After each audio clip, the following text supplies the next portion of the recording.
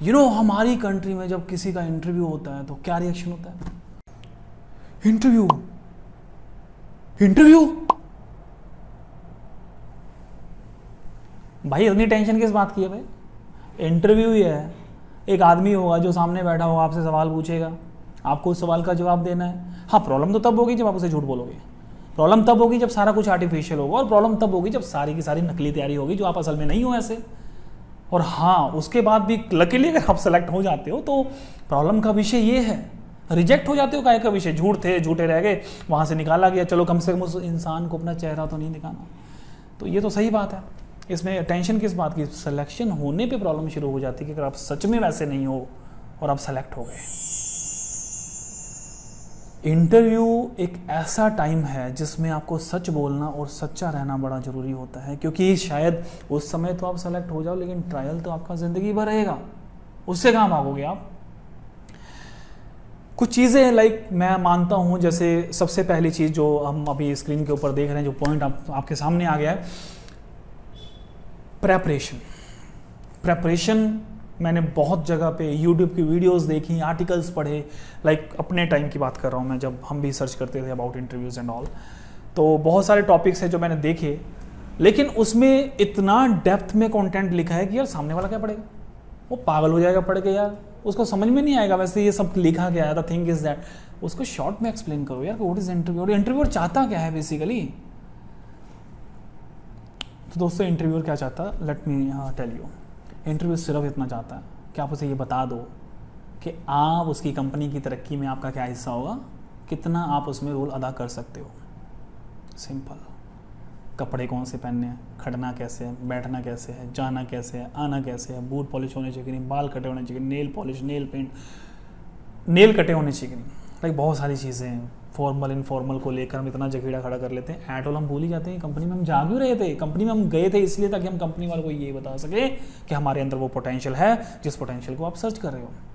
But thing is that कि हम इन सब चीज़ों की प्रेपरेशन ना करते हो, सारा कुछ अपना मेक ओवर करके वहाँ चले जाते हैं। बट रियलिटी में वहाँ होता क्या है? रियलिटी में ये होता है कि हमारे कपड़े को देखकर वो इंप्रेस हो गया, लेकिन काम को देखकर जो इंप्रेस होना था वहाँ रह गया वो। द थिंग इज़ दैट ये बहुत ही कंसर्न वाला टॉपिक है, क्योंकि हमने ये तैयारी की थी कि सबसे पहले वो ये पूछेगा कि टेल मी अबाउट योरसेल्फ, और उसने ये दूसरा सवाल पूछ कैसे लिया? पहले तो उसे ये पूछना चाहिए टेल मी अबाउट योरसेल्फ। अरे भाई, आपने रिज्यूम लिखा, उसने पढ़ लिया, अब उसका पूछने का मूड नहीं है, अब कोई धक्का तोड़ना है, अब उसकी मर्जी है वो सवाल पूछे चाहे ना पूछे। बट थिंक इज दैट कि हमारा पहले से प्रेपरेशन वही स्कूल टाइम में पहले बेंच पे बैठ जाना, टीचर ने पहले वाले से पहला क्वेश्चन, दूसरे वाले दूसरा क्वेश्चन पूछना है, तीसरे वाले से तीसरा पूछना है, गलती से पहले वाले से तीसरा पूछ लिया, उसको आंसर नहीं आया। ये हैबिट हमारे अंदर रह गई और शायद इसका बहुत हर्जाना भुगतना पड़ गया हमें आज के टाइम में। इसके बाद सेकंड में बात करूं कि अगर आपने अपने आप की जो प्रेपरेशन है वो प्रैक्टिकल लेवल पे नहीं की है तो आप फंसोगे। रीज़न बताता हूं क्यों और कैसे प्रैक्टिकल रीज़न पे या प्रैक्टिकल लेवल पे आप अपनी प्रैक्टिस नहीं करते हो। कंपनी को एक अच्छा एम्प्लॉय चाहिए, ये है प्रैक्टिकल। लेकिन होता क्या है, एक अच्छा दिखने वाला एम्प्लॉय वहाँ पहुँच जाता है, लेकिन उसका हाथ का हुनर क्या है, उसके स्किल्स क्या हैं, शायद आप इसकी प्रेपरेशन करते नहीं हो, करके नहीं जाते। शायद कई बार इतना ईगो होता है कि हमें लगता है कि लाइक ये सब करने की ज़रूरत नहीं है, हमें सिर्फ अपना ढांचा जो है वो जो दिख रहा है वो नहीं दिख रहा, फाइल है, रिज्यूम है, सजा के वैसे सब कुछ लेकर जाना। बट थिंग इज़ दैट कि ये डिनाई हो जाता है।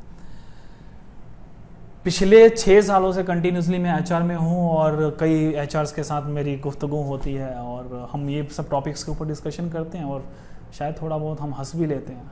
बट थोड़े टाइम के बाद मुझे ये रियलाइज़ होता है कि यार कितना टाइम हम हंसेंगे, अब थोड़ा सा तो टाइम ऐसा आ गया जब लोगों को अवेयर किया जाए। तो सबसे पोटेंशियल वाला जो क्वेश्चन था जो एचआर आपसे जानना चाहता है वो मैंने आपको बता दिया। वो मैंने अपने ब्लॉग में भी, मैं ब्लॉग का लिंक अपना नीचे दे दूँगा, उसमें मैंने मेंशन किया है कि वहाँ पे आपको क्वेश्चन क्या पूछा जाएगा and you have to be prepare with that. चाहे अपना डायरी और पेन लेकर जाओ, चाहे अपना पेपर पेन लेकर जाओ, आप एक प्लान रेडी करके लेकर जाओ कंपनी को लेकर। चाहे उसकी स्टडी आप नेट से करो, चाहे किसी और तरीके से उसके ब्लॉग्स पढ़ सकते हो एंड ऑल। तो आपको कंपनी के बारे में पढ़कर जाना है, कंपनी की ग्रोथ वगैरह अबाउट अस या जो भी उनका एम्बिशन है, मिशन है, वो पढ़कर जाना है और उसके लिए एक प्लान बना के जाना है कि आप अगर उनकी कंपनी में ज्वाइन हो जाते तो कंपनी को कितनी तरक्की पर आप लेकर जाओगे। इसके बाद इंपॉर्टेंट इज़ योर एनर्जी। आपकी एनर्जी बहुत इंपॉर्टेंट है। अगर आपने इंटरव्यू में एनर्जी ही नहीं अपनी रिप्रेजेंट की और बड़े बोरिंग तरीके से बोलते रहे, अभी जो मैं वीडियो बोल रहा हूँ पहले तो सबसे पहली बात इस इनफॉर्मल टॉक के लिए मैं आप लोगों से माफ़ी मांगना चाहता हूँ, क्योंकि मेरी किसी वीडियोज़ में ऐसी इनफॉर्मल टॉक नहीं है। लेकिन थिंक इज़ दैट की बात दिमाग में घुसनी बहुत ज़्यादा ज़रूरी है। और कई लोग जो शायद एंटरटेनमेंट मानते हैं कि लाइक एंटरटेनमेंट होना चाहिए किसी भी वीडियो में तभी हम उसकी बात को सुनेंगे, तो ये शायद मैंने ऑल ओवर पब्लिक के लिए ये वीडियो जो है वो बना डाली है कि थोड़ा बहुत बीच में हंसी मजाक हो, जिसके ज़रिए कम से कम मेरी बात तो लोगों तक पहुँच पाए। Energy is important. एनर्जी के साथ आप रिवर्ट करो। क्वेश्चन पता है तो ठीक है, नहीं तो उनको सीधा कहो कि नो सर सॉरी, मुझे इस क्वेश्चन के बारे में नहीं पता। आप बता सकते हैं आफ्टर द इंटरव्यू, अभी बताने में कंफर्टेबल है तो, अदरवाइज सॉरी सर मैं इसके बारे में नहीं जानता। उनको शायद बहुत ज़्यादा बुरा नहीं लगेगा, बुरा तो लगेगा लेकिन बहुत ज़्यादा नहीं लगेगा। तो बिल गेट्स के बारे में आप जानते हो, बिल गेट्स ने बहुत अच्छे सॉलिड लाइन कही है अपनी लाइफ में कि अगर आप किसी चीज़ को अच्छा बना नहीं सकते हो तो कम से कम ऐसा बनाओ कि वो अच्छी दिखे। तो आपको इसी प्रिंसिपल के ऊपर वर्क करना है। तीसरी और सबसे इम्पॉर्टेंट बात, ट्रायल होता है कंपनी में। पहले दिन आपको सिलेक्शन मिल गई या आपका जो सैलरी पार्ट था वो डिस्कस हो गया और आप सैलरी ऑफर लेटर लेकर आप घर चले जाते हो, घर पे मिठाई बांटते हो और लगता है कि चल यार जो भी कंपनी में मैं बोल कर आया हूँ, पता है मुझे, मैं वैसा हूँ नहीं, इंटरव्यू में कुदरती सेलेक्ट हो गया तो कंपनी में काम करूँ चाहे ना करूँ किसको पता चल जाएगा। क्यों भाई, कंपनी में मैपिंग होती है आपके वर्किंग की, वो देखते हैं कि आपके यहाँ आने पे आप कंपनी का कितना एसेट यूज़ कर रहे हो और कंपनी को आउटपुट क्या दे रहे हो। सो ट्रायल चलता है। सो इस गलतफहमी में मत रहिएगा। आपको 15 दिन में, 10 दिन में, 5 दिन में, महीने में आपको फायर किया जा सकता है। सो कंपनी में टिकना भी बहुत इंपॉर्टेंट है, इसको भी इंटरव्यू क्लियर करना ही बोलते हैं दोस्त।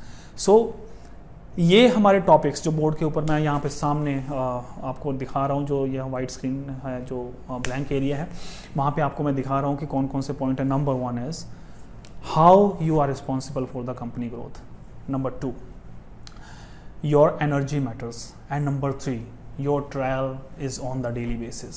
सो ये 3 पॉइंट्स जो सबसे मेजर हैं, ये प्रैक्टिकल है भाई। इसमें मैंने कोई वो नहीं लिखा कि about your dressing skills, about your interviewing skills, वो सब होने चाहिए। ये कोई आपको कोई आइडिया नहीं देगा और आप लोगे और लेकर चले जाओगे वहाँ इंटरव्यू में सिलेक्शन हो जाएगी। भाई ये आपके खून में होना चाहिए, नहीं है तो भर लो ज़बरदस्ती, इंजेक्ट कर लो इंजेक्शन इस चीज़ का, क्योंकि इसके बगैर आपको अगर कंपनी मिलती है तो वो कंपनी इतनी सॉलिड नहीं होगी और कोई भी सॉलिड कंपनी आपको हायर तब तक नहीं करेगी जब तक आप में ये सब चीज़ें जो हम पढ़ते हैं नेट से बाय डिफ़ॉल्ट आपके अंदर ना हो। ये होनी ही चाहिए, इसके बगैर तो ज़िंदगी चलेगी ही नहीं। बाकी ये 3 पॉइंट्स जो मैंने बताए आपकी काफ़ी टेंशन्स को कम करेंगे, क्योंकि एनर्जी से भी आपका एचआर जो है वो इम्प्रेस होता है। पॉजिटिव एनर्जी होनी चाहिए, ईगोइस्टिक ना हो। इगोइस्टिक एनर्जी लेकर आप शायद सामने वाले को नेगेटिव ज़्यादा कर सकते हो। एनर्जी होनी चाहिए। और आपका ट्रायल, डेली आपकी रूटीन अच्छी हो, डेली आपकी पर्सनालिटी अच्छी लगे, डेली आपका टॉकिंग सेंस अच्छा हो, अपने कलीग के साथ बात करने का तरीका अच्छा हो, अपने सीनियर के साथ काम लेने का या सीनियर्स को अपनी काम की रिपोर्ट देने का आपका तरीका अच्छा हो। और एक इम्पॉर्टेंट थिंग, रिस्पॉन्सिबिलिटी दी नहीं जाती, ली जाती है। यहाँ पे भी आपकी क्लास चेक होती है कि आप किस क्लास के एम्प्लॉय हो। हम वेट करते हैं कि हमारा जो मैनेजर है, हमारा ओनर है, वो हमें जब काम देगा तो काम करेंगे, बट एक्चुअल में वो शायद ये भी चेक करने की कोशिश करता है। मैंने मैपिंग वाला आइडिया बताया ना आपको, आपका ट्रायल चलता है, आपको वो जानने की कोशिश कर रहा है कि इस बंदे को क्या जब तक हम काम नहीं देंगे तब तक ये करेगा नहीं, और आप उसकी इस पर्टिकुलर बात के ऊपर 100% उतर जाते हो कि आप नहीं करोगे, जो कि बहुत बड़ा एक नेगेटिव का कंसिडरेशन है। वो आपको हो सकता है कि कुछ टाइम के बाद आपको वहाँ से फायर कर दे ये रीज़न देकर, तब अफसोस करने का भी टाइम नहीं बचेगा। इसीलिए रिस्पॉन्सिबिलिटी खुद लो जिस काम के लिए आपको अपॉइंट किया गया। अगर आपको काम नहीं दिया जा रहा तो आपको बेचैनी होनी चाहिए, आपको कंसर्न पर्सन के पास जाकर आपको काम पूछना चाहिए। चलो बीच में मैंने ये भी बता दिया कि ट्रायल के दौरान क्या क्या होता है। तो इंटरव्यू की वीडियो थी ये, लेकिन मैंने बीच में ट्रायल का भी आपको बताया, वो भी उसी का हिस्सा है। सो ये एक रैंडम टॉक थी इंटरव्यू से रिलेटेड, जिसके बारे में आपने ध्यान रखना है। और लास्ट अगेन, आप कंपनी की ग्रोथ के लिए कैसे रिस्पॉन्सिबल बनोगे, इस क्वेश्चन को प्रूव कर दो। दुनिया की कोई ताकत आपको इंटरव्यू में निकाल नहीं सकती है, ये जॉब के लिए मना नहीं कर सकती, क्योंकि हर एचआर को, हर कंपनी के ऑनर को आपसे यही आंसर एक्सपेक्टेड है और आपको यही देना है। सो अभी के लिए मैं अशोक मौर्य ज्ञानबिज.com से IT कॉटेज प्राइवेट लिमिटेड की तरफ से आप लोगों से विदा चाहता हूँ। धन्यवाद।